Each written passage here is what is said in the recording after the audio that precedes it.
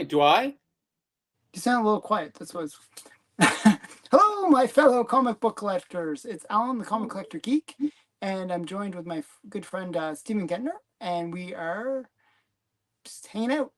We're going to show some cool jungle comics from Fiction House. Um, and it should be pretty interesting. I got a pile of comics to show. I think you got some unboxings you're going to do as well. I've already cut the boxes, and this is our Monday live stream. This is our Yeah. Monday live stream that I hope Yeah. that everybody. This is where you come on Monday to have some comic stuff and relief from the weekend, all the hassles and pitfalls, and just come here and relax, and we can snappy patter and lots of funny books to look at, and that's the whole name of the game. Okay, your volume is really low. I can barely hear you. Oh, really? Well, I have it turned up pretty good. I have it almost all the way up to the top. Okay. So people in the audience, you can tell us if we sound good or not. I'll sort of say hi to people as I'm doing this. Hi, K Munin, and that's it. That's all. That's all that came for tonight. Okay. So yeah, it's gonna be the volume is great on my end. Okay, so for both Stephen and I. Stephen, do some talky. Row. It sounds really quiet. I don't know why. Maybe. Oh, you know what? No. Okay, now you can talk. Is that better? Yeah.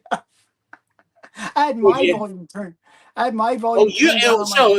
Stephen, there's something wrong with you. Oh no, it's me. Okay, well next time check you first.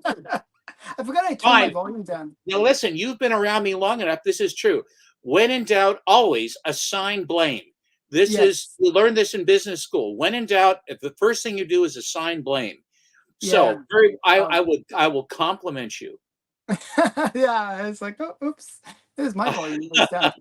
Okay, so actually, I'm gonna show an unboxing. I got 2 comics in the mail as well. Nothing spectacular or anything like that, but some cool comics. Well, it's books that have come that you bought. That's fine.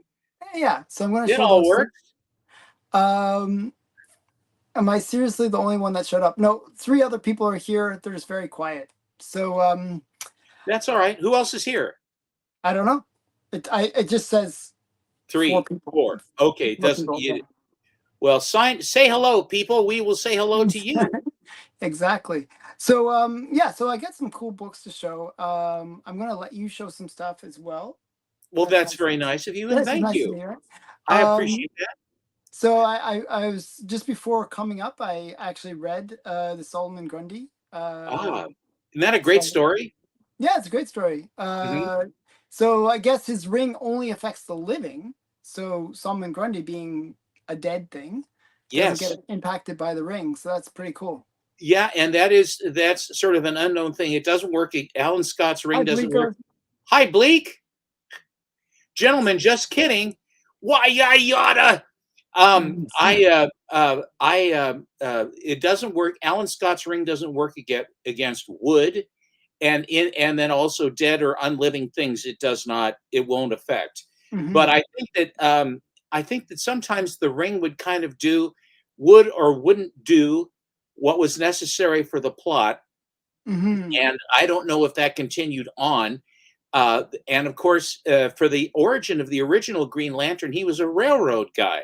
And that's where he found the disguised lantern. And then later on, he became a mogul or something in some radio conglomerate or some darn thing. But at the beginning, he was just a railroad guy, just a guy working on the railroad, which a brakeman or a signalman or something like that. Yeah. Didn't he almost die or something like that? And then the lamp. I think there was a crash. Yeah, there was a crash. And that's where the lantern was glowing or whatever. It's a cool story. It actually. Yeah, no, it's cool. Yeah. It's a spin on Aladdin's lamp, and then he becomes the genie kind of thing. It's smart. So yeah, I was curious because in the story for Solomon Grundy, they say, because he doesn't remember his name. He's actually something Gold is his real name. Because he's like a guy that's been resurrected, right? And they say, oh, he's like, I was born on a Monday, and so they're like, oh, then you're just like that nursery rhyme, and Solomon Grundy. yeah. So I sent you the nursery rhyme. Yes. That's the original, but then the Solomon Grundy nursery rhyme is totally different. It's like Yeah, it born is. on a No, the one Monday, you. had a Yeah, mob on a Tuesday, stole on a Wednesday, killed on a Thursday, whatever it was. Yeah. it is a modified version of the poem, Hmm. but I still think that it's Heroes Never Quit is the name of the story. Hmm. And Alan Scott as Green Lantern gets hammered in that, and he's beat up, and Yeah. then he has to come back, and then he does come back. It's very heroic, very Batman like. Hmm. Yeah, it's interesting. So, uh, you know, I thought, Solomon Grundy. I didn't realize it was something before the comic. I didn't realize there was a poem before it.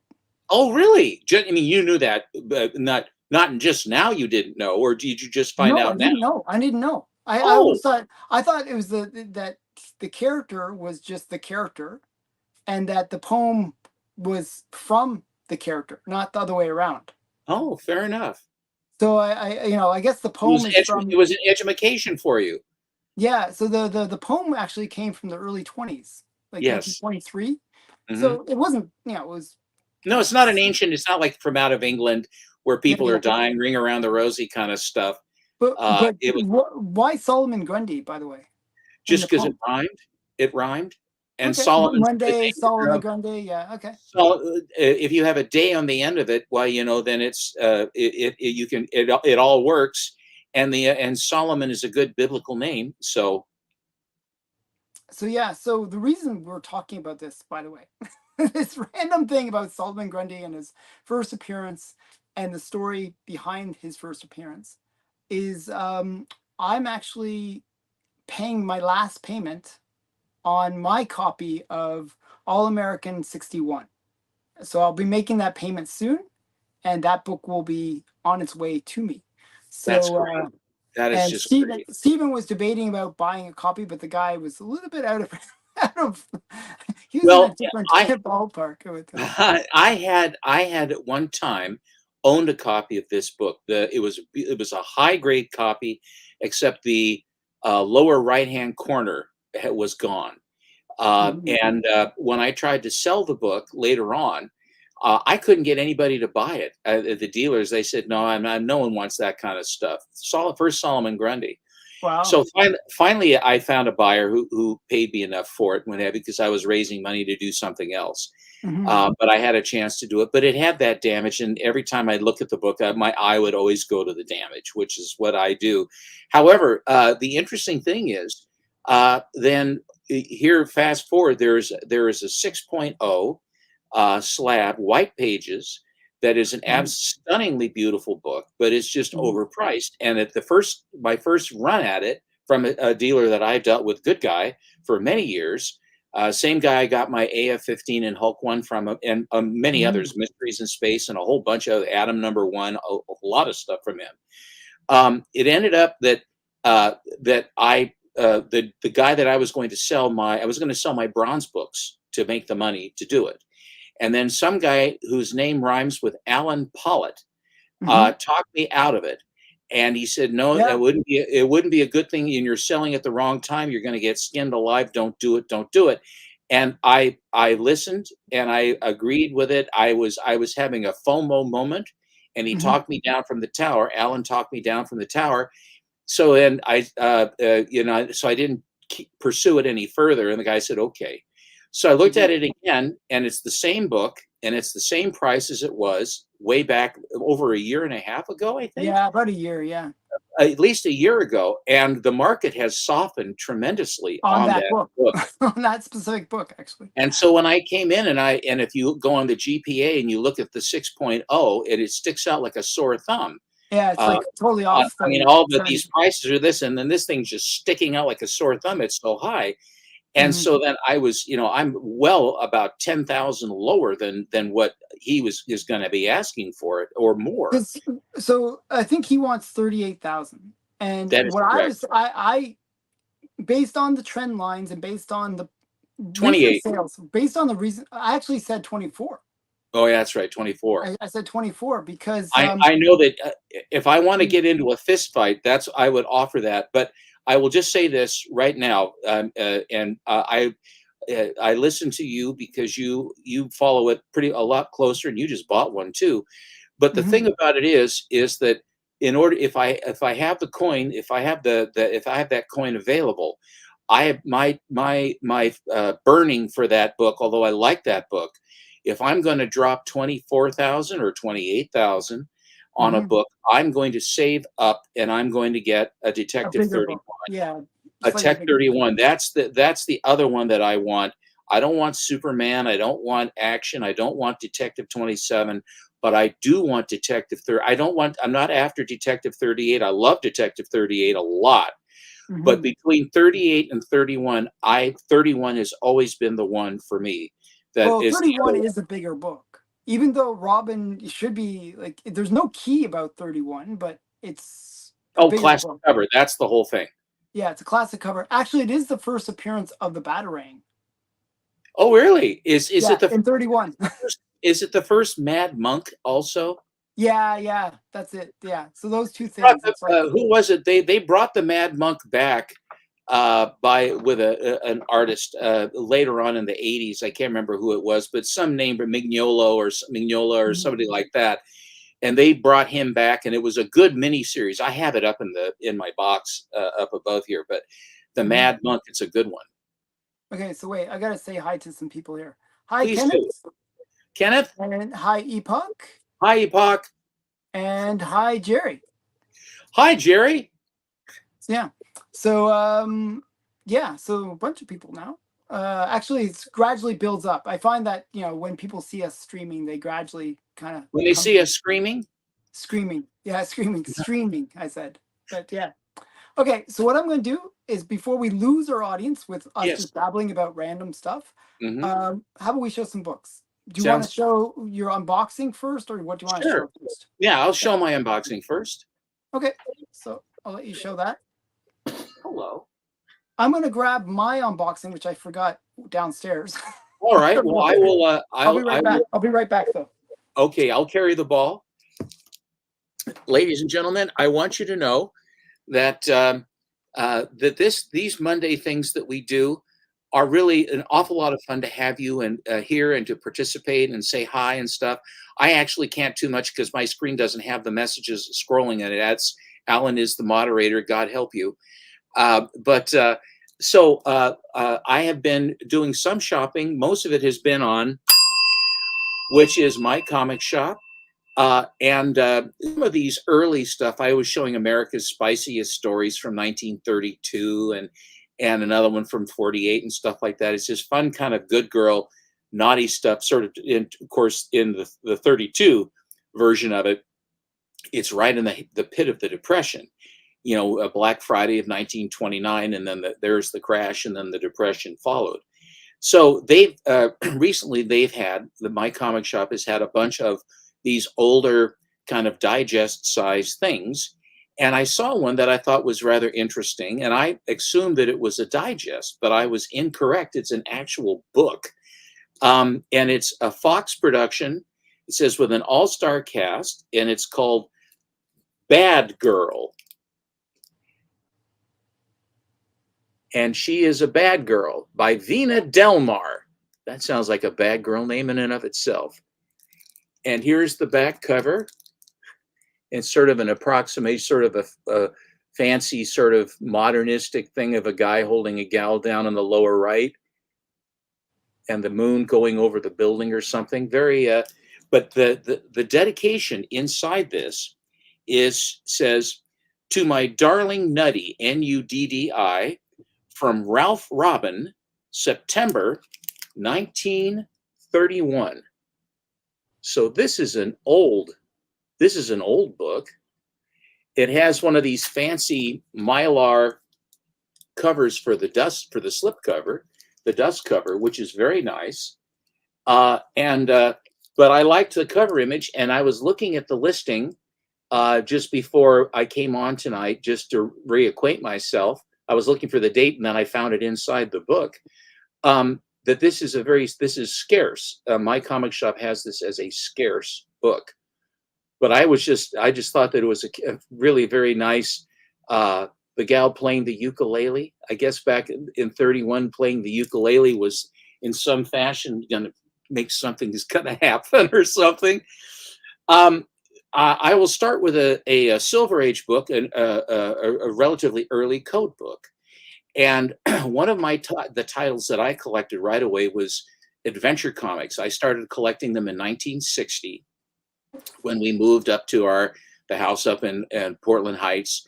And all the kids in the neighborhood collected the Legion of Superheroes and adventure comics. And in 1960, Marvel was still doing their monsters and all that other stuff. And it wasn't until 1961 that the Fantastic Four, which was sort of their last gasp because Marvel was in deep financial trouble.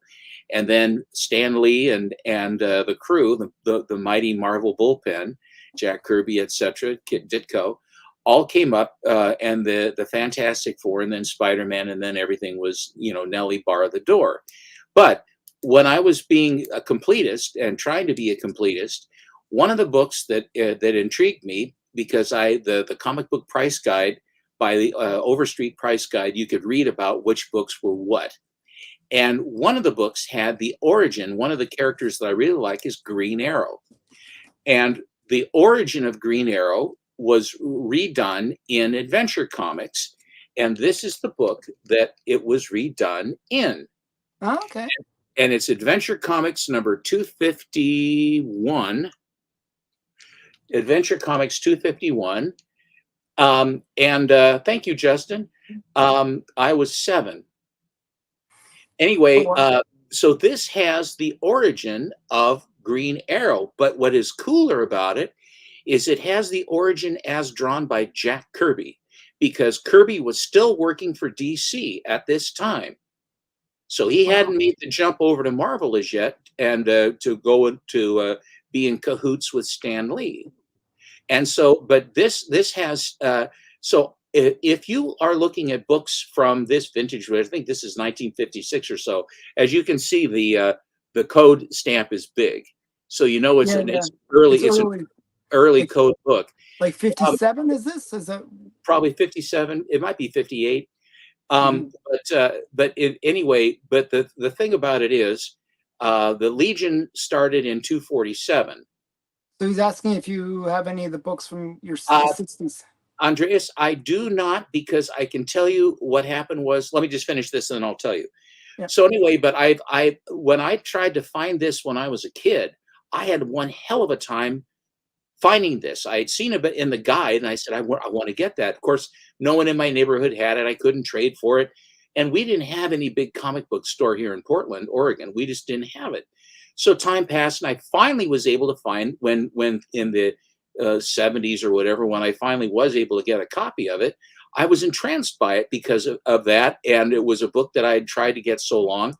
In 1988, a dealer basically talked to me about my Silver Age collection that I had collected from now I started in 1960, and in 1965, after all I had collected up to that point through getting them at the hotel, my parents' business, and other places, trading and horse trading and buying with my newspaper route money and all this other stuff like a kid would do in the 1960s.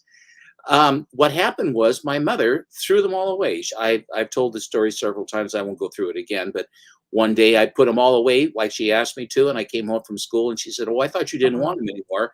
And she threw them all away.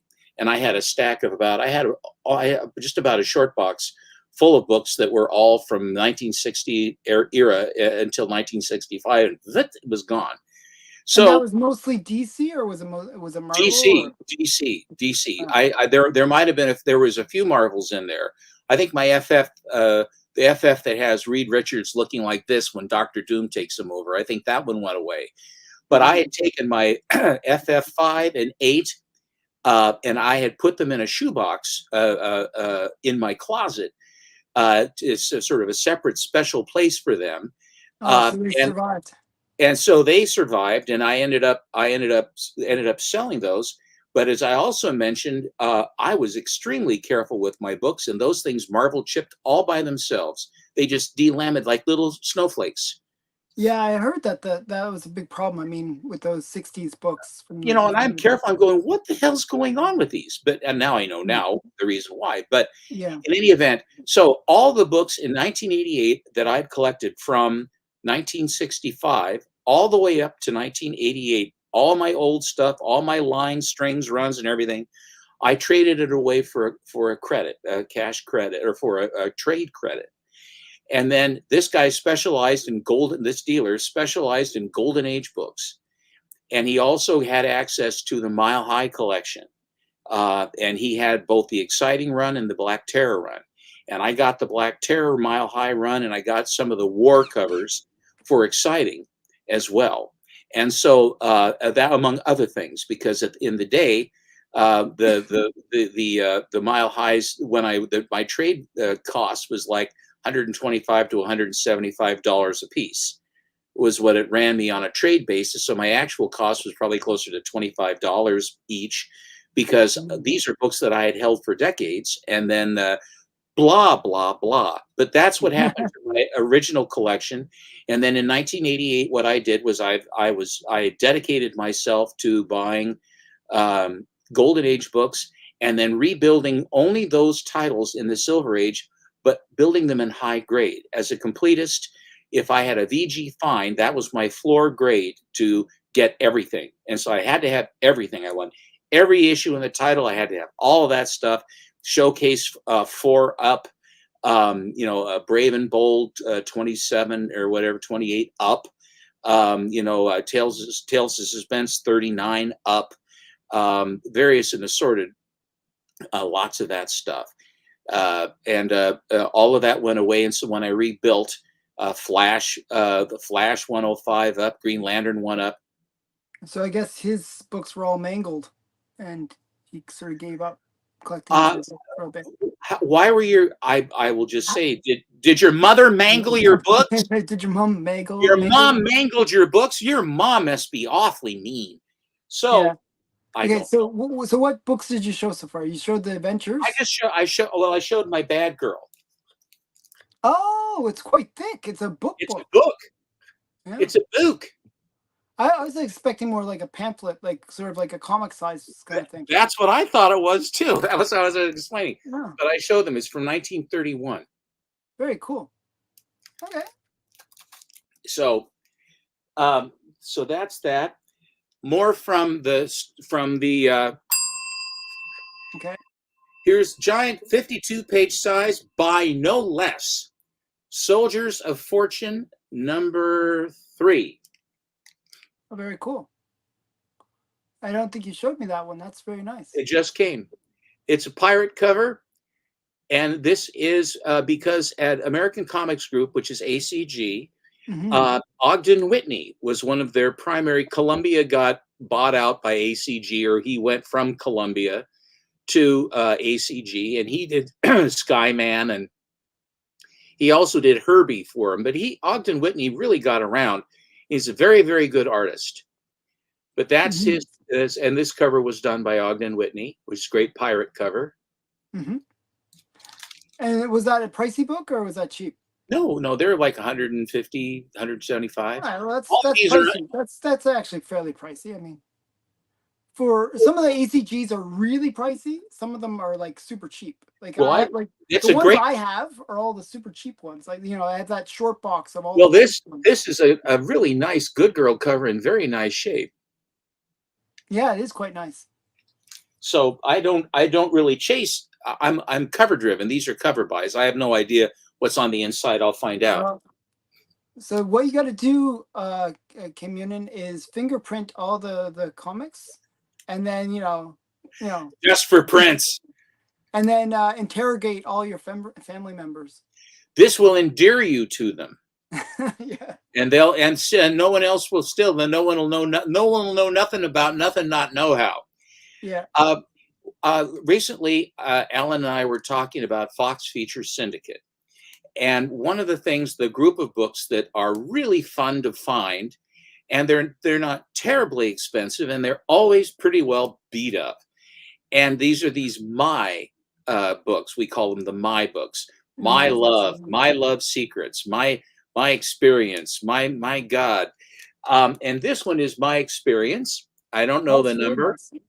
And you'll see that it's red, and you can see that there is red bleed through. Yeah, That's because what they did was, rather than use extra paper, they would put the first page of the story on the inside of the cover, and they would do it in duotone, just so it's a pink and white, black and white page that has pink on it, and the cover stock is porous and crap, as is the paper inside. And so that's why you will have this bleed through, and that was almost from new. That's the way it was, and then over time even more so. But my sin was a secret. I courted danger, and I loved thoughtlessly, which means I think I like her already. Yeah, it's a really great cover. Do you know, you don't know who did it though? And it says the caption from the guy pointing at the girl in her camisole, or her nice dress with the frilly, with her breasts hanging out, is I'm fed up. And she says, please don't be fed up. You'll notice that the blue on her boobs and into her chest is purple and blue, and then different shades of blue and all that. And the reason why that was not because the colorist was unbelievable. It's because the paper took the color in a random fashion. And all of these covers like this are famous for this. So if you see a book like this, and they're usually in bad shape, but because they all are, very few of them survived in good shape, and they all have pink or blue or gray or dark blue paper made out of rendered humans, I suppose. I think it's Soylent Green or something I don't know where he found them. Where's that paper? Where's it coming from? It's coming from Malaysia. How much is it? It's cheap. I'll take it. Get all you can buy. So they have all these different colors and weirdness too. Anyway, but that's that. But I think whoever the cover artist was. Oh, sorry. Yeah, I was just saying, did Fox work on Thor, the first Thor? I've never heard of that. That's news to me. I mean, they may have had a Thor, character, but they I didn't have the Thor. Not that Thor, yeah. That are Marvel Thor. I'm very Thor. Here is another one, and this is from Standard Comics, which does Standard Nidor, Black Terror, Pyroman, Miss Mask, and all the Doc Strange, Pyroman, and all these other good ones. The Grim Reaper, all those good ones that they did at Standard. Ned Pines. This is Amazing Planet and Space Adventures, and it's called Fantastic Worlds. And it's it's issue number 5. And I just thought it's a cover by, but I thought it was just a great Spaceman cover. Oh, that's cool. Fantastic Worlds. Not familiar with it, but interesting. So this is one of those ones that came up on the new listings. New listings, yeah. Yeah, I go, I've never seen it.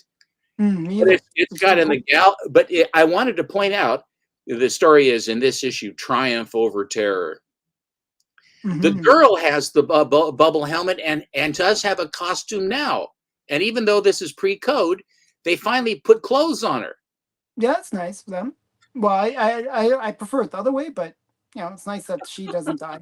Well, she's very comely though, and they're seeing the danger, and they have tinted helmets and stuff, and they have like the pterodactyl, the winged pterodactyl head hawk people, and it appears that they basically their ship got hit by something, and they had to bail out, and now they're with their rocket packs, and they're getting ready to take on these guys who are all coming up from the surface of the planet. Looks like pterodactyls kind of thing. Pterodactyls. Yeah. Or if you would like to say pteranodon, whichever you prefer. Yeah, pteranodon. Yeah. Okay, so by the way, so Justin is saying Joe Simon did Thor in Weird Comics from Fox. What's Weird Comics? That's a title. I know, but I don't know that title. You It's see, from they had Fox. this title, Weird Comics. Do you remember Weird Comics from Fox? Oh, I think about it all the time, Alan. Okay, now I've got this. I've never heard of it, so that's my point. But you didn't know about Solomon Grundy either. Well, I didn't know that it came from a nursery rhyme, an My earlier nursery rhyme. Like, my goodness. yeah, sorry. Well, no, that's all right. Yeah. Okay, I'm gonna stop you Okay. because we're gonna show more. We're supposed to be showing more jungle comics. Well, I'm almost done. You're almost to your. Yeah, How many more did you have to show? 2. Okay, so I'm gonna show my 2, Okay. and then you show 2, and then Okay. we show jungle comics. Fair enough. Because I'll show 2 quick, and these are quick. So you talked for like It's your 30 show. minutes. Your So your show. I kind of wanted to show more jungle stuff because Well, the it's show is coming. Welcome to the It's Jungle. coming. It's coming. Okay, so but I'm gonna show one Jungle Book as well, just to have one Jungle Book shown. Okay, but I'm gonna show you 2 comics that I just picked up. One was because of Lyle. He recommended that I might like this. It's Flesh Eating Cheerleaders, and From if outer you space. from outer space, yes. This is number 1. And later on in the series, they actually have 2 versions. They have the censored version and the uncensored version. Well, the first 2 issues, they just, they show whatever they want. But if you ever watched the Night of the Leeches, or the Night of something like that, Night of the Leeches or something like that, or it's basically where these leeches go inside of you and then they basically take over you. That's the same idea as this one. So basically, she gets taken over, and then she basically feeds the leeches by eating other people. Gosh, what a great story. It's it's like a family friendly story. So that's that one. I don't know. Yeah, I read it. It was reasonably good. So yeah. And then I got this one. This is the Ghostbusters #1. Now this came out in 1986. It even has the Twin Towers on it, which is kind of interesting, kind of iconic cover in a way. You'll notice that these guys do not look like the Ghostbusters that we know from the movies. But this book came out right after the movies. And I guess it was a TV series as well, because it says as seen on TV, but I don't remember the TV series.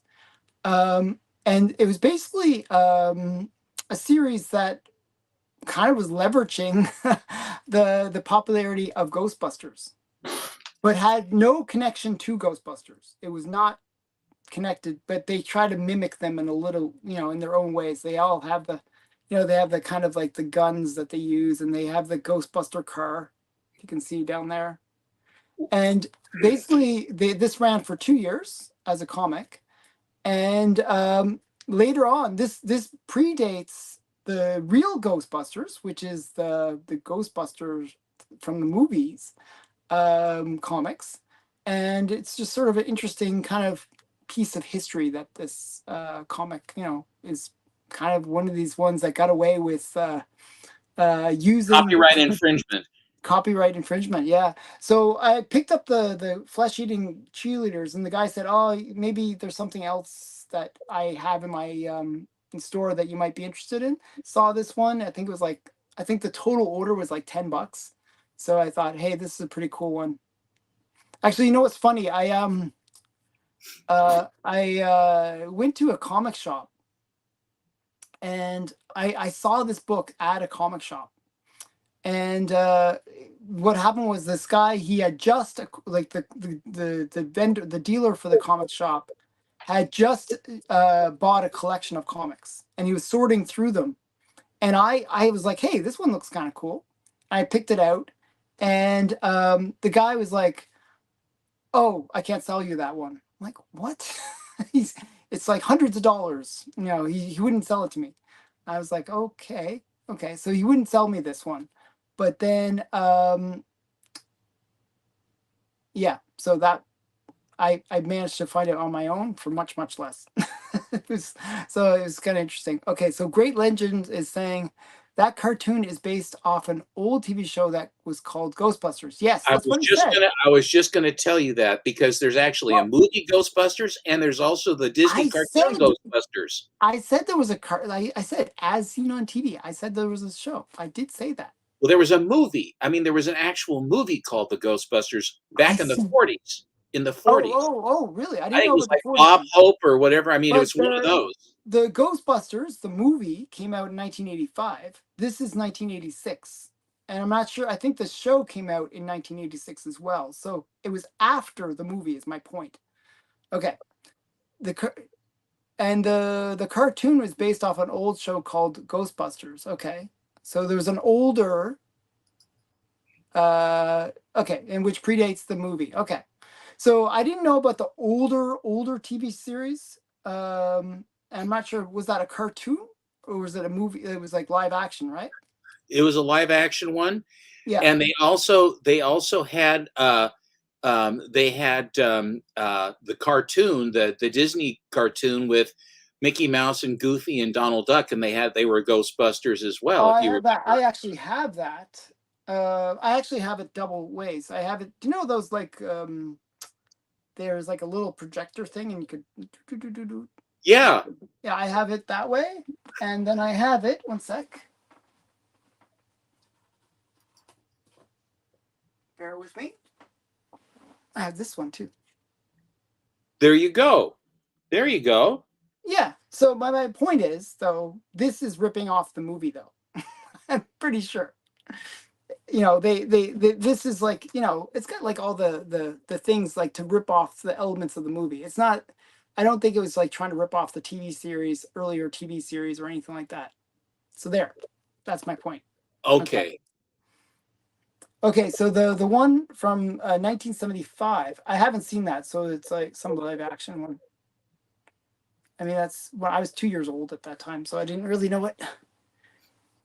But yeah, I don't know. I thought it was cool. It was a cool little book. You can pick this up from my comic shop, ding, for about $6. The So, uh, the 1975 movie of the Ghostbusters featured mhm. Forrest Tucker, Bob Burns, Larry Storch, Richard Ballin, Hunt Hall, and Bernie Coppell, who was Siegfried, Jim Backus, Ted Knight, Marty Ingalls. It was a huge Ina Balin, and And they this were is from all. 1975. That is correct. It was a comedy, and they had everybody they could find. And was it similar to the Ghostbusters '85 movie where they had like the guns? It's two guys and their pet gorilla hunt spooks. Oh, so this is based on that then. So Forrest Tucker and Yeah, Larry good. Storch are the two guys that they have zoot suits on, and Bob Burns is the guy in a gorilla suit that has a beanie copter, like a Beanie and Cecil beanie copter. He's got a beanie on Yeah, with yeah, the yeah, and they can propeller. fly around. Yeah, yeah. So that's that. But they didn't look like this at all. No. Well, that's a takeoff on this. I don't see the Dracula looking gal. No, my point is like, is that this is do you think this is inspired by the '75 movie, or do you think this is inspired by the Ghostbusters movie? Probably the Ghostbusters movie, the more current one, but it has elements of it. Or it's. I think that's what it was. They were capitalizing on that. Okay, And one of but the they're reasons, probably using elements of the '75 one in order to get around the copyright of the '85 one by having the guy in the gorilla suit, by having. Do you know what I mean? yeah, I do. I know exactly what you mean. Okay, so Great Legends. Okay, so you're thinking it was inspired by the 1975 show. Okay, but I think that they were capitalizing on the '85 movie. Would be my guess. Like, why would you bring out a comic sort of coincidentally after a big movie comes out with Ghostbusters? Okay, so you're saying it's a '75 show. Okay, well, I didn't watch the show. Okay, wow, all these older people. You know, like I was like 2 years old. I didn't watch the TV series. Sorry, and we didn't get the So, reruns. so Oh, there you go. the dude even has a cap, air cap. So Does he have the air cap? He doesn't have the air cap on this. Beanie copter No, he hat. doesn't have a beanie copter. He has the It's he just has like the a, horns. He has the Nordic horn, yeah. and he has a fedora. The gorilla has a fedora. Yeah, so the gorilla doesn't have the beanie cap, so. And yes, they were bumbling detectives. But did they have the guns? Great legend. Did they have the guns? Did they have like the weird guns? This looks like a ripoff to me more of the. It is. It Yeah. is. But then they have the Munsters car to drive in. I mean, come on. They've got all that stuff.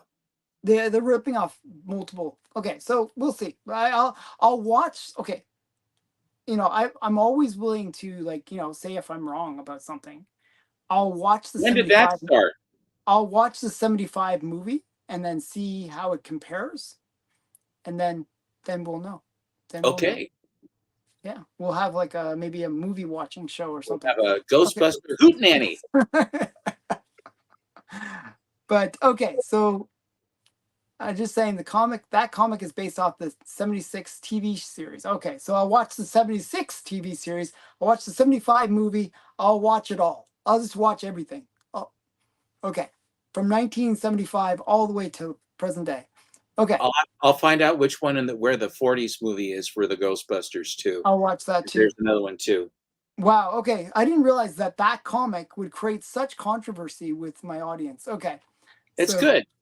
Yeah, that's good. So yeah. Okay. So now you're going to show 2 comics, and then we'll get into jungle. And we're going to go in the jungle. Then it'll all be jungle, people. And then Yeah. you guys you can complain about the jungle books. Okay. Okay. Let's complain about the Jungle Books. Okay. This is an EC book, and it's a title called Gunfighter, and it's a Graham Ingalls cover. Thrilling Stories of the Wild West. This is issue number 8. Oh wow. Okay. And that's And Graham there's a Ingalls? Frail. Yeah, and it's she's a nice looking Frail. And I have, I think, that other one too, where it's Graham Ingalls cover too, which is yellow with a beautiful. Yeah, he did a girl. lot of the covers for Gunfighter. And I just someone was asking whether the good girl thing was dying out or whatever, and I said, "Do you ever buy westerns?" And the answer is, when the westerns look like this, yes, I do. Mm-hmm. If it's just 2 guys slugging it out and shooting guns or something, I'm not as interested. But on this. Yeah. I am. So there's that. And then this is another Western book and another Western good girl book. This one is Fox Features Syndicate. And it is a book called Western Killers. And it's a cool cover. That is a very cool cover. Is that a knife in her hand or no? No. It's a stump. It's a stump. No, okay. She's by a stump, and the guys are coming in and they're saying, "You no good snake, so you're aiming to sell the steer we rustled and kill 2 birds with 1 stone by stampeding them." And then they put the stamp on her leg, which I don't like that, but on this one, I don't care. And it's March 3rd, the morning of March 15th of like 1948. Oh wow, it's very nice. And that's a fun one. And that's this I think is the last issue. And you said that then it becomes my something, right? And then it was previously. Then it's like my something. Yes, I don't remember which. I don't remember. But it's turned into whatever my it was, but it was formerly Western Killers. Yeah. Okay. My Love Secret, My Confession. Yeah, My Confessions. Or oh my God. Okay. Now we're going to go into the jungle. And this will be Fiction House Jungle Comics. Almost without exception, these covers were all done by Joe Doolin, who was a absolutely amazing artist that people really probably don't even know that much about. Inside, and he worked for the Iger House. And it's interesting that Joe Doolin would do work for Fiction House, but other artists in the stable would then be delegated to do work for Fox Features Syndicate and or Superior Comics in Canada, Toronto, Canada. So I don't quite know what the distribution of labor was with Iger House, why certain artists would be the ones delegated to certain companies. But that evidently was what it was. And they had an amazing stable of very, very, very fine artists who came and went and show up and disappear. And it was always interesting when you find these older books, who was in the stable at the time, and you'll see artists that you'd be surprised to see had worked for Iger and then went on to do Silver Age and other things. So we'll start with Jungle Comics number 69. Okay. Now, almost all of these are from a collection called the Loon Collection, which I bought from Dave Alexander, and I bought these back in between 1996 and 1999. So all of these I've had for that long. Wait. Keep on holding it. Does it say Joe Doolin on the description? It says no. It doesn't say. It says Matt Baker, Richard Case, Ruben Moreira,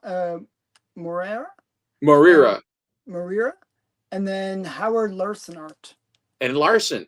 So, and what I was going to say right after that, cool. What I was going to say after that, and of course you have your orange. Hi, Lyle. Hi, Matt. Big Matt.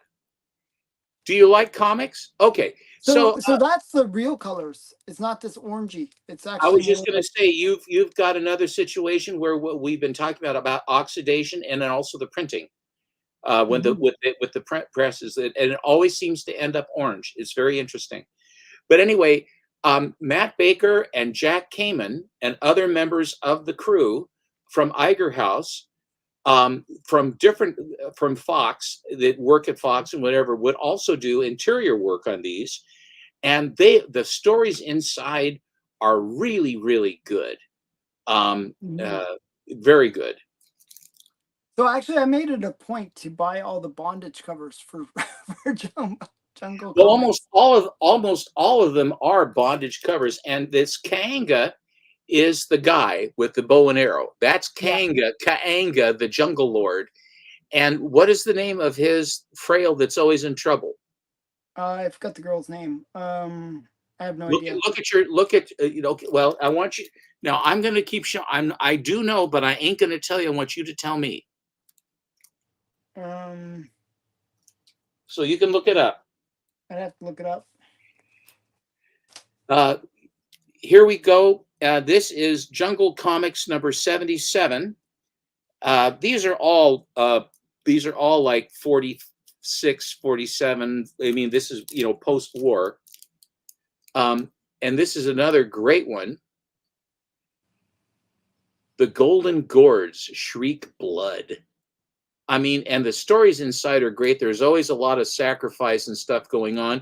You will notice that Kaanga, this is almost the same trope that Schomburg does, and that is the hero is always just coming in at the last instant to save the babe. Have you figured it out yet, Alan? No, I'm looking it up. Okay. If you go to Grand Collector database, if you they'll tell you who's on the cover, and then you can say it. But she's this sort of gal that Camilla. That's not Camilla. Camilla's another hero. Camilla. So they say Camilla. No, it's not Camilla. Camilla's another hero. And then who else is there? There's Kanga, Simba, Taboo, Camilla. But those are the titles. No, those are the characters. Those are the characters. But Camilla is a hero in her own right. This is the frail for Kanga, who is always the one getting in trouble. Yeah, they don't say. Okay, I will tell you in a minute. Okay. There you go. But this is a great one. And the Golden Gourds, and he's got that spear is just about ready to cut right into the guy's head. What he'll do is he puts the jungle in sort of an effigy up at the top for the trade dress, where they have sort of a jungle scene that's in black and then another color, just sort of a duotone situation. And then they put the colored title on top, and then they ended up with great content. Mm-hmm. Okay, so who's the girl? I'm not going to tell you. You're going to have to look it up. Well, I can't, I'd have to pull out a box I can look it No, up. listen. All right, I will tell you in a minute. I promise. All right. This is a really, really good one. This is Jungle number 78 from June again. And here she is. She has been captured and tortured, and then she is basically sitting on a fire. She's being burned alive. Juju Crawl of the Flaming Death. Isn't that a good one? Yeah, it's a nice one. I have that raw too. Mine's raw. I only brought my slabs though for this That's show. okay. But Well, then I'll show a few here, and then I'll let you show some. This will be the okay. last one I show for now. Okay. This is Jungle Comics number 86. Okay. And That's a good one. they're gonna squeeze her like a lemon. Hmm. But Yeah. she's got a rack on her, and he's coming in at the last second. She tastes like chicken. Okay. No, she doesn't taste like chicken. Okay, so anyway, there we go. But she's gonna change from slice to dice, and you'll notice that the stone underneath her has holes in it, so when the spikes go down, she'll be squeezed all the blood out of her and all this other stuff. Mm-hmm. There you go. All right, take over. Wait, so what's the girl's name now? Go ahead. I will tell you. I will tell you. Go ahead. Okay, so I'm gonna show some. I was actually gonna show a Sodi book. There's one Sodi book from Jungle Comics actually, and I'll show that first. So it's this one. This is Jungle Comics number 89 or 98. 98, sorry. And then you got the girl on the cover again, which we don't know her name yet because Steven's being mean. And we got Kanga in the back. But this one actually is interesting. The reason it's mentioned in Sodi is it's one of those ones where inside the book, there's a panel where you can see her shoulder, okay? And it's just the way it's drawn. It's supposed to be suggestive of some other body part, and that's why it's in Sodi. that Frederick Wortham believed that they were trying to put sexual suggestions in the art. The one that's actually kind of more famous for that, and probably truthfully famous for that, was like things like Junior and Sonny. They would have kind of very suggestive things in that. What is suggestive about this one, Alan? I can't. What am I missing? It's inside. It's inside panel. Where a shoulder kind of looks like a other private part of a female. I see. Yeah. That a woman would have on her shoulder as a private part. A private part. Private part on her shoulder. Now you remember, of course, that Dr. Wortham is from Nuremberg, so we'll cut him some slack on that, right? Yeah, so I'll show you the back as well. You get a whole bunch of prizes, and you get a whole bunch of prizes if you can remember the girl's name. But her name. All right, I'll let you off the hook. Her name is Anne Mason, and she's this sort of a fancy gal that comes out to the jungle, and then is doing all these various things, and then ends up sort of becoming his paramour.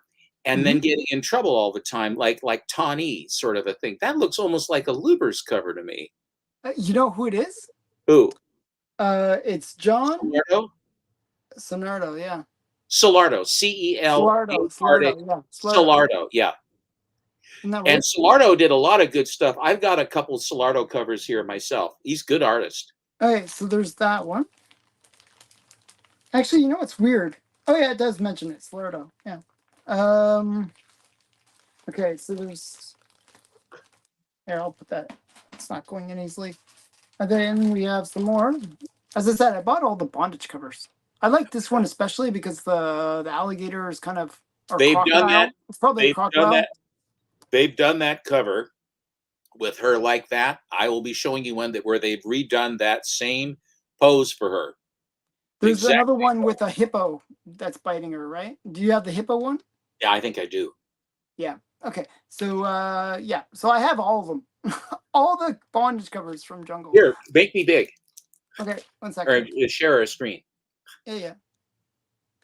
See, here's the see, Yeah. Oh, the rhino. and it's a rhino. Yeah, I have that one too. Well, as I said, I have all the bondage covers. Yours looks. I'm not sure. I'd have to get mine out. My rhino looks like it's slightly different color than yours. So I remember but same idea. It's just a different. I may actually show this one again because it's in the sequence. I took it out of sequence, but we'll go. Okay, but yeah. Okay, so I'm going to show one more. Okay. And then I'll let you show some after that. Fair enough. Okay. Another bondage cover. And this is what's his name? Maurice Whitman. Maurice Whitman? Yeah. And you can always tell by the girl's face. I don't know. He always How late? What's the number? This is 155. Okay. So yeah, Maurice Whitman art, and I don't know. It's a cool bondage one. She's like, I don't know. It's kind of weird. She's not like you can see the chain around the tree, and then the chain goes down, and then goes around her. She doesn't look very concerned. She doesn't look terribly concerned, Alan. The weird thing is she looks like she's running. Well, actually, you'll notice. No, here I'll tell you what is happening. The guy's got the chain, and he's pulling down on her arm to hold her in position. No, but it's actually around the tree. Look. I know, but doesn't the chain go down into his? Yeah, the other guy's holding on to. He's wrapped her in, holding her in position, so that the gorilla can do what the gorilla does. He's also in bondage too. It's around his wrist. Okay, I thought he was pulling her. Okay, I got you. Well, yeah. So it's, and then we got Kanga. He's like wrestling a ape or something. Cool. Yeah. So, and I think that Wombi is coming in from behind on an elephant. Wombi. Yeah, Wombi's way back. Yeah. Here with an elephant. I don't think an elephant could actually go over a tree trunk like that, but I'm not going to. Everything else is true. Yeah.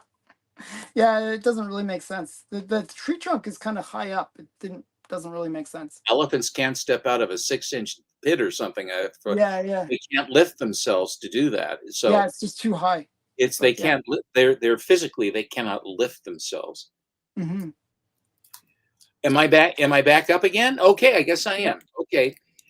Here's another bondage cover as they are, and she's a logging protester. Yeah, probably. And I hope the elephant stomps her to death. That's what I say. The Jungle in number 87 once again is a Doolin cover, and it's a beauty. Oh, that's the one. Oh, okay. Wait, I thought I showed that one, but okay, 1 sec. I didn't. This is Jungle number 87. Wow, totally different color lots. So you see mine's much more orangey. Yes, it is. But I'm not sure. Like yours looks faded, in my opinion. But it isn't. It's that's just how it came out. But yours has better color than mine this time. Yeah. I know. But this was just this. But this is like a this is at least an 8.5 maybe. Oh, they all lived. They lived in a stack in a garage. This is one of the Loon books. Yeah. So and this is. I guess this is another Serrano cover. Joe Doolin? It's not Solardo. I think it's Doolin. Does it say Doolin? No, it doesn't say. Actually, it doesn't say who did it. I think it's Doolin. I believe it's Doolin. Joe Doolin. Solardo doesn't look like that. Yeah, I don't know. I'm just saying. That was the first name. That's why I read that. Okay, sorry. Go ahead. Okay. Let me just check. Now I want to know. Yeah, no, it says it doesn't say who did the cover.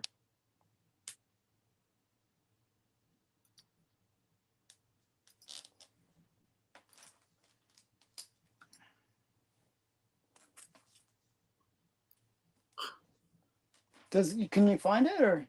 Yeah, I'm looking right now.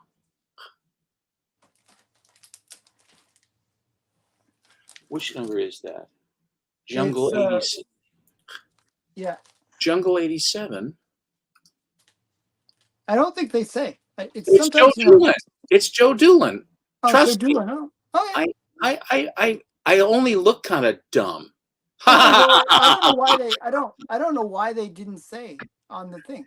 Yeah, but the reason why I know that is because I have studied. No, Long it looks before. like his style. Yeah, I mean, I wasn't disagreeing. I was just saying that they didn't say. That's all. Okay. Okay, go ahead. I'm not. Don't. I didn't mean to derail you. Okay, go ahead. Now we go back to the rutting rhino cover Oh yeah. with the pink eyes and all that.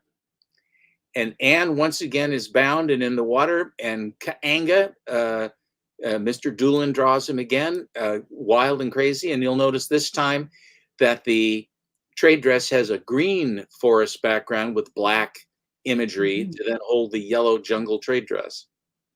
Mm-hmm. Nice orange and everything. Very nice. Here is an elephant cover. This is number 97. And Anne has been grabbed by the elephant to try to get him away from the slavers. They always have a lot of slavers that are going after the women. Yeah. And so it's always, and they're almost invariably they are Arab with their. How did the rhino get pink eye? They have pink eyes. It's like hippos. So rhinos actually have pink eyes. They have it's pink around. It's pink around. Oh, I think. I didn't know. It might be artistic license. It might be artistic license, or it might be pink eye, and then he has to like put some drops in his eye, and It's got to get some. And okay. this time it's sort of an olive drab up top. Oh wait, on Heritage it says for 87. Yeah. Well, the Grand Collector database says that it's Joe Doolin, and it looks like Doolin. I mean, it doesn't look like Solardo. It does Solardo look like has Doolin. different facial features. Yeah. Far be it for me to question Heritage, but Heritage gets it wrong sometimes. I disagree with him. Yeah. I'll show one more, and then I'll bounce it back to you. Sure. Here is issue. I believe this is number 100. If it's the one I think it is, it's 101. I think it is. They make it hard to see the numbers. Yeah. 99. Oh, 99. It's issue 99, and this is really a great one. Yeah, I that one actually I bought twice, by the way. And on the margin it says good. It says good line art.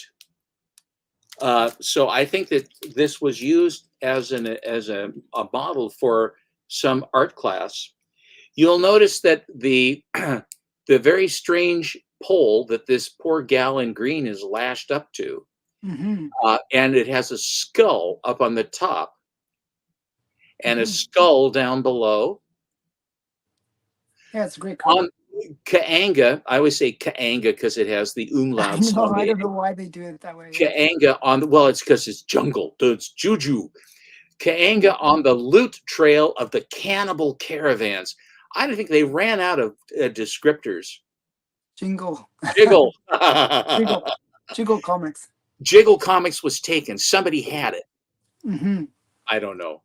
I mean, she is like, wow, you know? That's a good one. Now I will point to, if you will look at the face, since I have a Solardo right now. Okay, you're going to show the difference between Solardo and Doolin? That is what I was going to do. Now, did you want me to show issue 87 or the Rhino? Show one where you can see the faces. Yeah, well, might as well show the 87. I don't know, whatever way you want to do it. Well, I will show this one. I'll show the Rhino because that's the one that made me. The pocket full here, by the way. Oh, hello, pocket full. Pockets full. Pockets. Yeah, I always say pocket. I always reduce him to one pocket. It's weird. Now, if you look at his face here, okay, and this is the face for Solardo. He looks a little more serious, if that makes It's sense. the line art and the detail. Also, look at the six-pack on him and look at the six-pack on him. See? And then you see her face, and then you see her face. It's Okay, just I got a Slardo as well over another Slardo here. I'm so just comparing.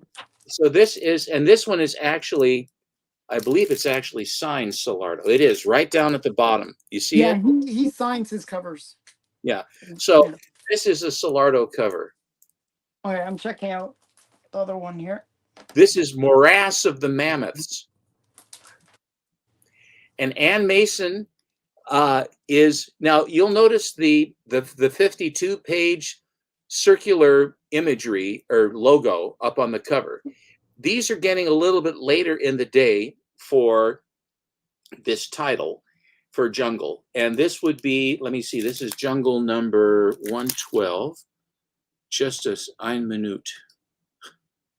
Jungle 912. Just a second here.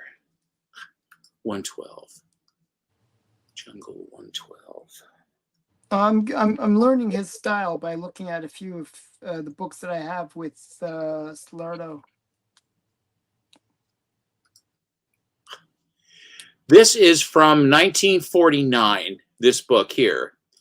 Signed John Solardo. He also does the story inside.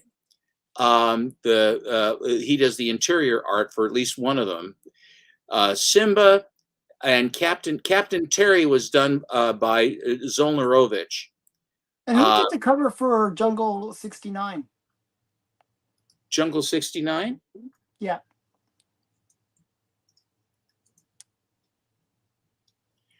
Jungle 69 is Doolin.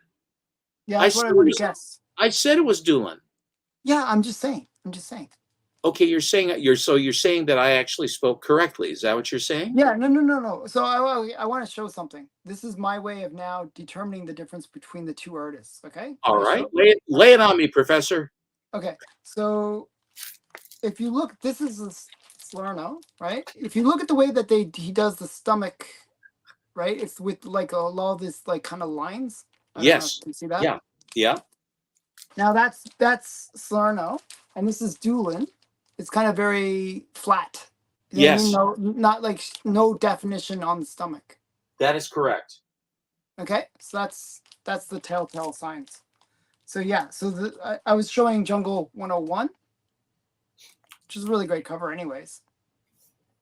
And you got the girl like in bondage, awesome bondage, and then you got the little thing that's gonna chop her head off. Which is always something nice.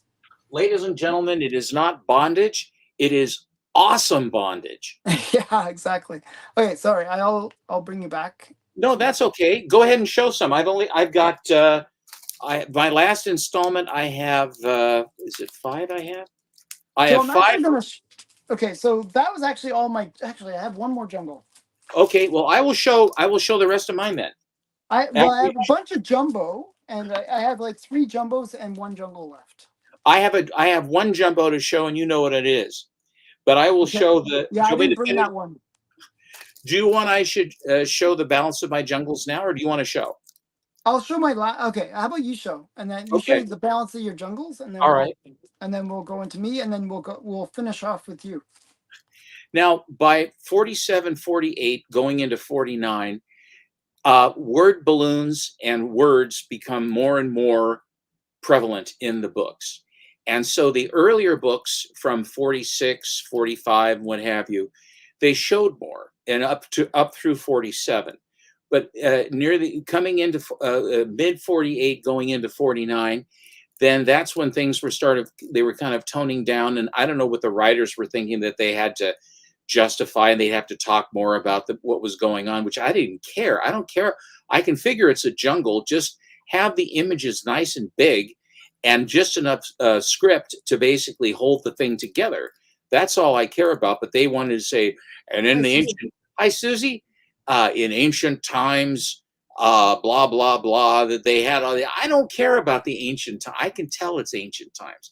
Incidentally, ladies and gentlemen, all the pictures that are behind me, that are up on my comic system and off to the side were created by Shane McCormick, and he is an artist in Ireland, and I have been commissioning him to do various things: Rangers, Phantom Lady, Betty and Veronica, of course Seven Seas, and others. Love and Marriage. That's a Superior comic. And so, but I really enjoy, and he does them in the Bruce Timm style, because he really knows how to do it well, and he makes it his own. He makes it his own style, but in the style of Bruce Timm. So here is issue number 114.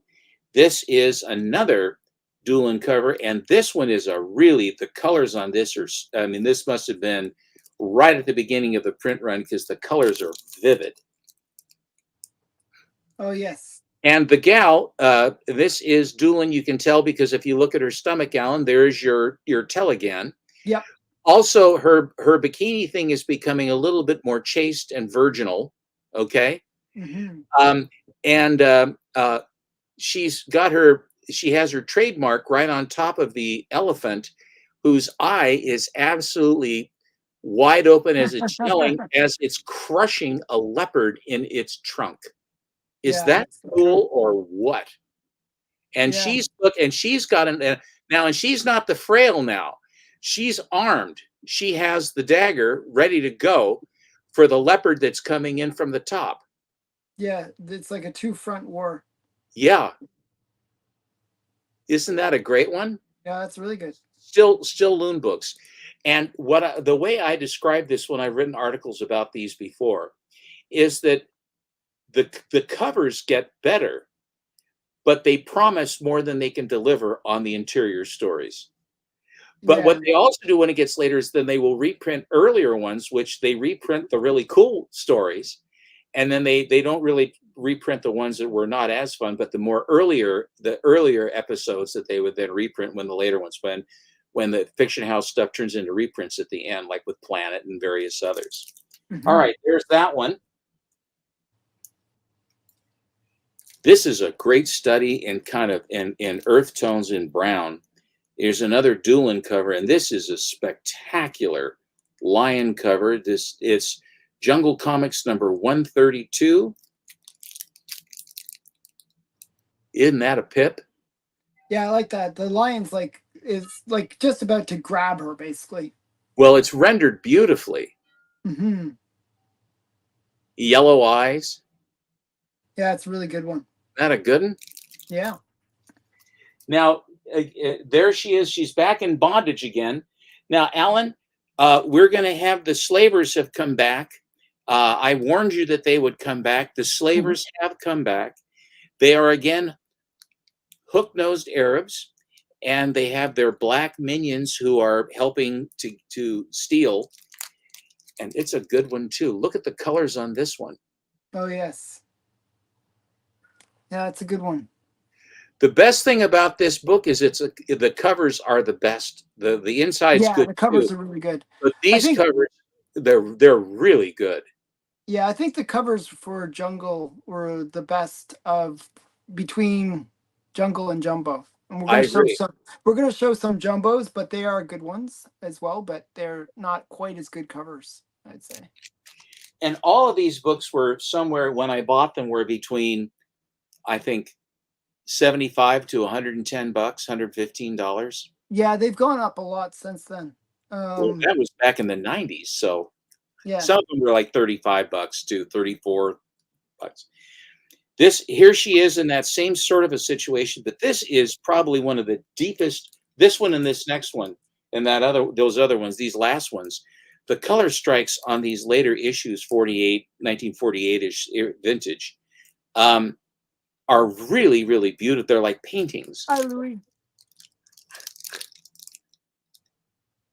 And they have the coal black guy with his panther, and it has the spear, very similar to like there's a name for that particular type of a spear that has the long blade. The long blade it has on that. there, I can't think of the term, but Ann Mason is again, and the cleft of her fanny and her breast is a blazon, and he's gonna Kanga threw it at him and he missed him, but he is running as he is doing, and he will descend on him like mad. But if that guy lets go of that panther, Ann is going to have a bad day, lashed to a thing of bamboo. You like her it? name is Ann what? Ann Mason. Mason. Ann Mason. Okay, I got the Ann part, but okay, Mason. Okay, cool. They actually tell, like Tawny, they don't tell you who, because Tawny is a native girl that is the squeeze for JoJo or whatever. But with Kaanga, you actually it's actually Ann Mason, and he doesn't say, "Oh, Ann Mason, get to trouble." It's I don't even think he even calls her Ann. So does she like descend like with a lot of those jungle kind of female characters, they're usually in a plane crash or they're on some expedition and end up in the jungle? No, I think that she went into the jungle willingly, as I remember the story, and then she was involved with various things, and then she'd get in trouble, and then Kaanga would have to come and bail her out, and then Matt is doing his Googling. It's a hewing spear. Fair enough. See, I knew there was a specific name for it. Thank you very much. And this is the last issue I have, and this is probably one of the more colorful ones. And I will let me do this because I'm wondering. I think it's Doolin. I think it is. But this one is very, very colorful. This is issue number 1. Before I show it to you, let me find it. Let me just quickly. Sigmund, I think you're thinking Tarzan. It's sort of similar idea, though. This is Jungle number 142. I just want to give you the straight dope.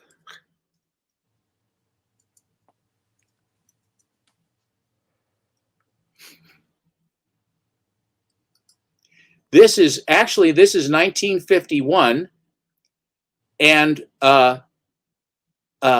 these were being reprinted in Canada too, Alan. I knew that. Yeah, there's a Canadian run as well. I knew that, and they're different numbering. Okay, and Ann Mason and Kaanga as per usual, but it does not say who the artist is. But it looks to me to be someone that is at least aping. It's sort of halfway between some of them, but anyway. But there you go. You look. That's probably Maurice Whitman.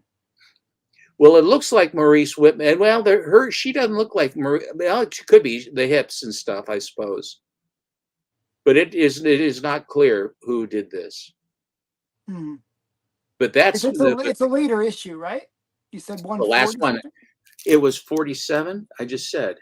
It should be Maurice Whitman. He did all the later issue covers. But it doesn't say. But it's from actually, it's October of 51. Okay. October of 1951. Okay. So there you go. And I have one more. I have a jumbo that I will show, and then I will relinquish to you. And this jumbo is the first published artwork by Matt Baker. A nice copy too. Very high grade. And this is from Jumbo number 69 from November of 1944.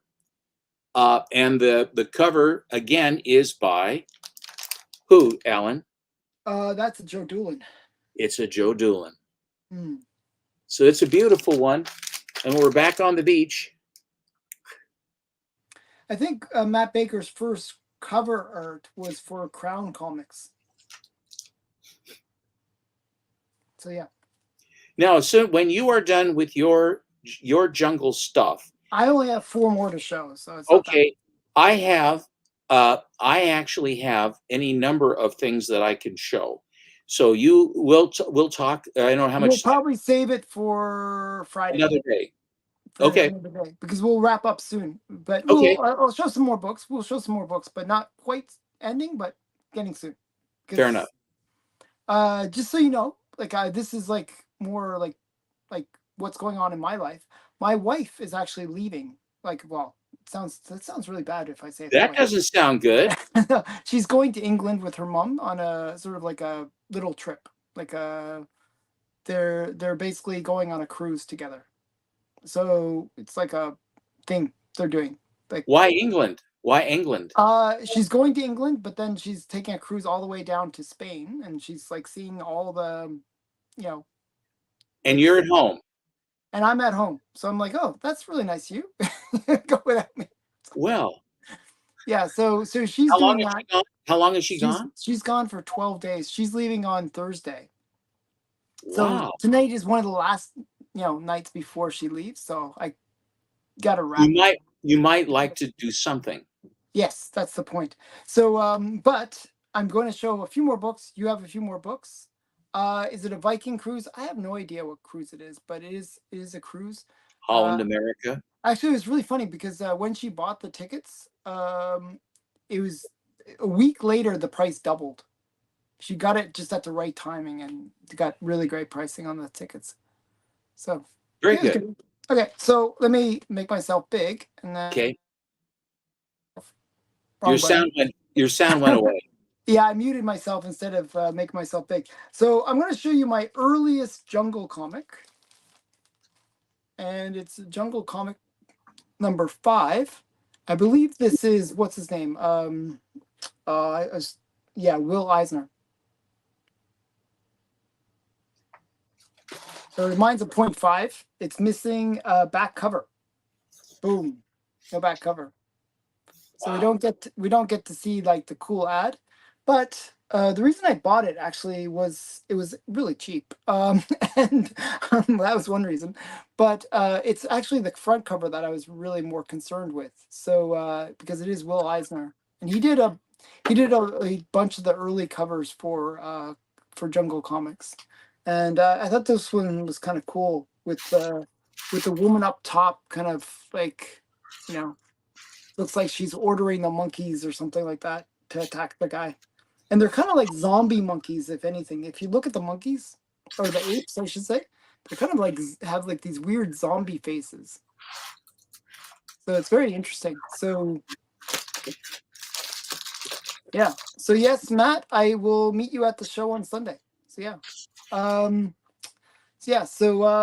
That's from 1940. So I think Jungle Comics started in 1939, end of 1939, and went up until the 50s. Okay, so that's my earliest Jungle Comics. Now I'm going to show you some Jumbo comics that I got. And this one I thought had a really good color strike. It's a 2.0, but it's Matt Baker, Jack Kamen, and Alex Bloom, and then Blum, maybe Blum, yeah, Blum, and then it's also has Robert Webb art.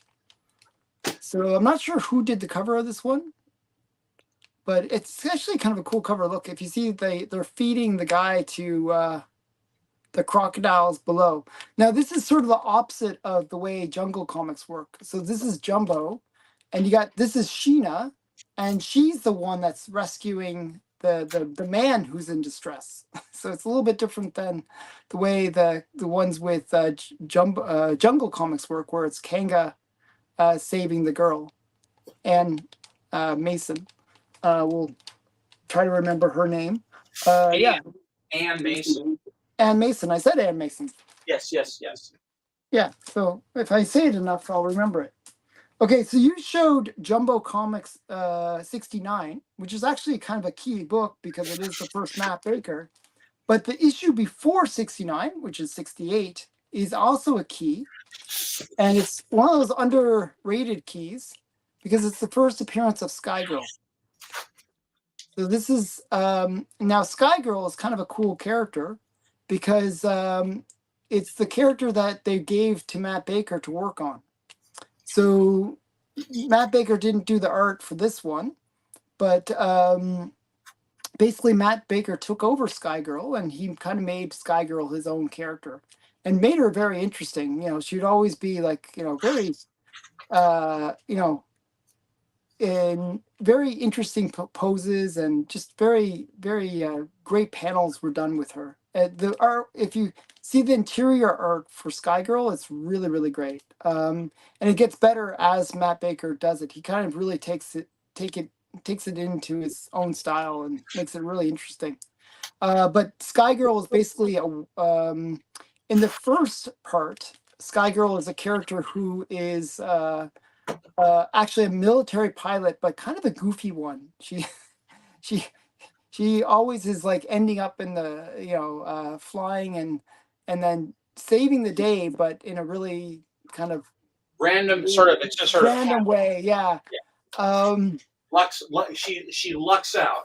she lucks out, but at first she is a pilot, but she's kind of one of those pilots that's a little bit chaotic in the way she flies.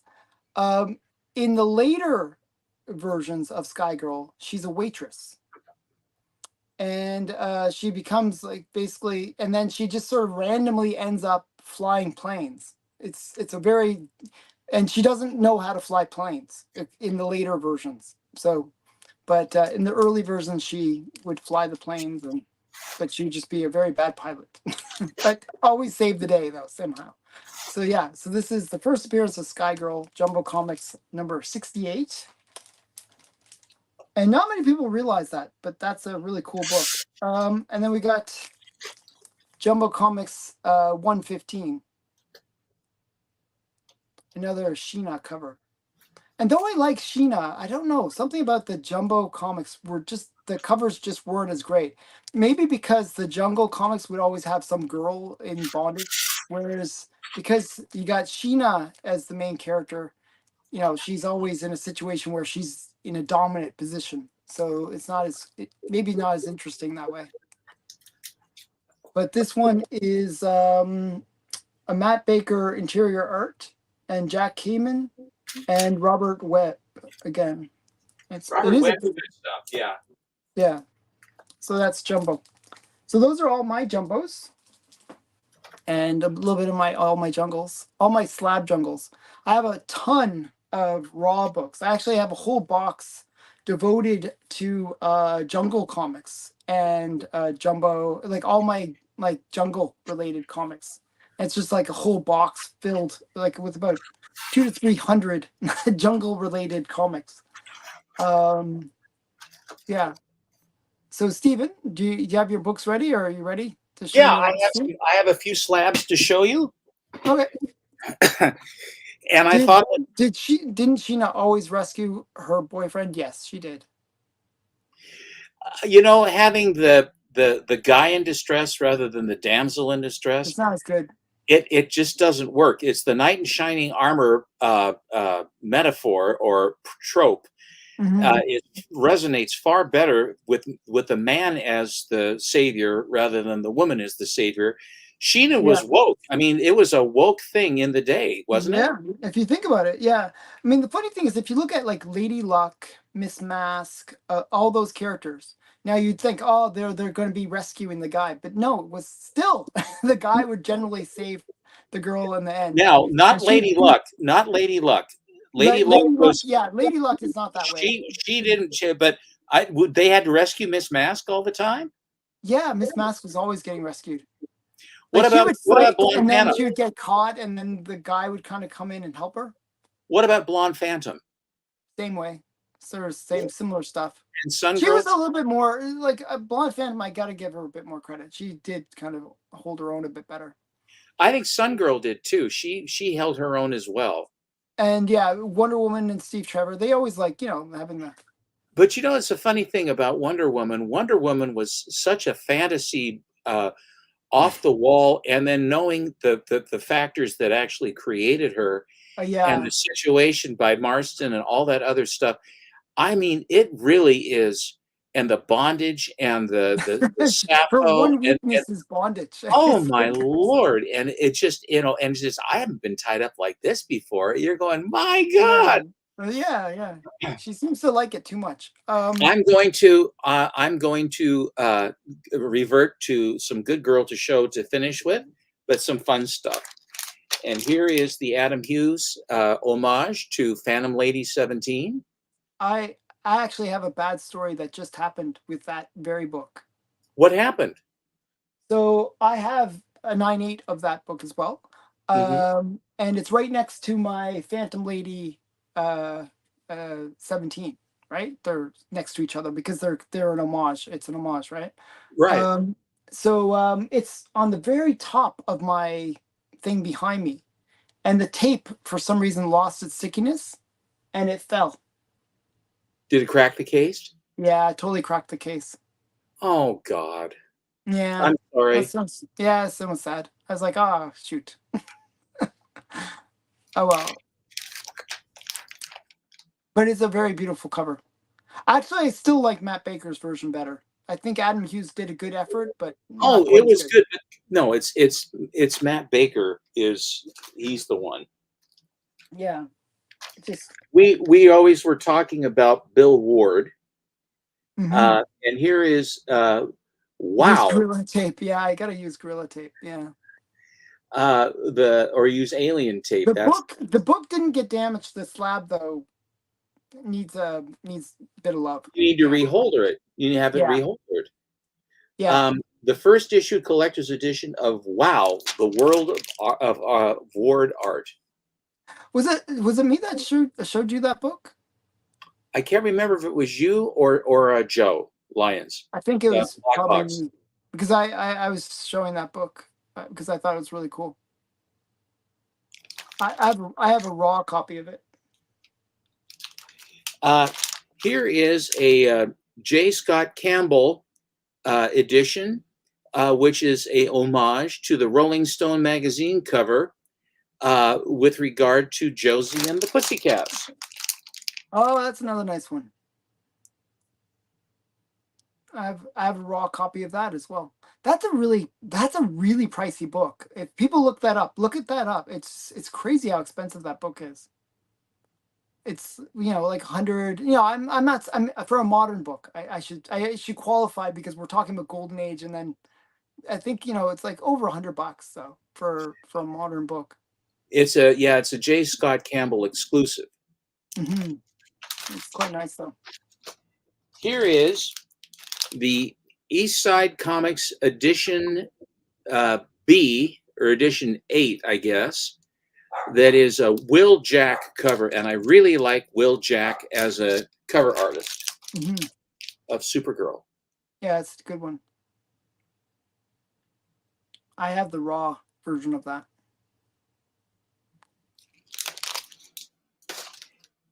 I have two more. Did you mainly buy your slabs off eBay? Those ones? Mm-hmm.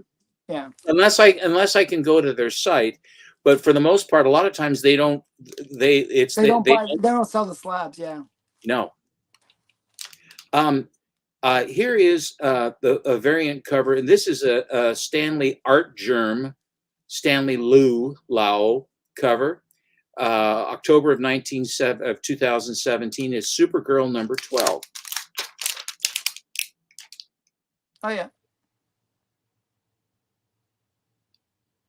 It's an interesting pose. And I have one more. Yeah, Gunny has like a lot of great covers. Like Michael Turner started. I understand that he was one of the people before he passed away that started Aspen Comics. I had showed you a book the other day that was by Aspen, but I think it was his. And so then he would do various covers that were exclusive to, understandably, to Aspen Comics. And this is the Wizard World Chicago 2008 exclusive from July of 2008, and in a 9/8 by Michael Turner. Oh, very nice. And that's Fathom, right? And that's Fathom. Nice. I have a different version of that. Very, very, very, very limited edition on this. Does it say the numbering or? It says just Wizard World 2008 con edition. So these were sold at the con, Mm-hmm. and that's it. But it's a white page 9/8. I only have I have a few 10s, and I have a couple 9/9s. But generally speaking, with it, if it's a modern book, it's a 9/8. But I Yeah, do have a but I have a few 9/9s and a few 10s. I have a few 10s as well. Yeah, but I don't. Uh, if it's reasonable enough to do it, in other words, if a 9/8 is $110 and the 9/9 is $750, I assure you, I will be buying the 9/8. I'm not going to go. Yeah. I'm not going to choke for for the 9/9. I think what's going to happen now that they're doing the pre-screenings for the 9/9s is it just going to, like, everything that was a 9/8, like it'll just shift it up. You know what I mean? Like there'll be less of them, but it'll shift it up. I think there's some of these modern comics where there's just so many of them. Like, like as 9/8s, like, you see like 1,000 9/8s or something crazy for some of these modern books. That they're just trying to kind of filter it out a bit and make it like I don't care for it. I think it's a money grab it's by the it's it's grading gonna company. hurt. It is gonna hurt the people that were 9/8 collectors. Yeah, but I still think that 9/8s are going to have their place because 9/8 is, I mean, what's wrong with it to make it to keep it from being a 9/9? I think if you had a fight, if he had a fight with his family or something before he went to work, or he hadn't had his first donut and a cup of coffee, the 9/8 was not a nine. It wasn't a 9/9 because he was pissed off about something, Yeah, or she, because now they have both genders are there. I don't want to. yeah. I want to be an equal opportunity slammer. So Yeah, exactly. my aspersions are not generic. Hmm. Okay, so we should actually wrap it up. Okay. I'm not sure what's happening on Friday. If we're gonna have like an early show and then Well, I think maybe. it's the Comic Collector Club, isn't it? Yeah, Isn't it? yeah. Isn't it the CCC? Yeah. So what I was thinking is they do that show later, like around 9, isn't it? But we could I maybe think do it. so. Maybe we could do it like an early show if we want to hang out or something. Sure. If Whatever you you want, would. I it's mean, up to you. It's up to. I'm amenable. Yeah. So yeah, I mean, I'm a little bit more free, right? Evidently. Yes. So and that's only lasting for 12 days. So I have to take advantage of it. So Well, she'll be dancing with Raoul at the captain's yeah, I table know. there It's like she'll be on the like Carnival Cruise touring Line. around all these guys. Yeah. Who knows? Actually, it was really funny. Her mom's actually fairly good looking, considering she's an older woman. I mean, she's in her 70s. And it was so funny. There was like they were in Italy together, and she was just being very flirtatious and very she's a very youthful woman.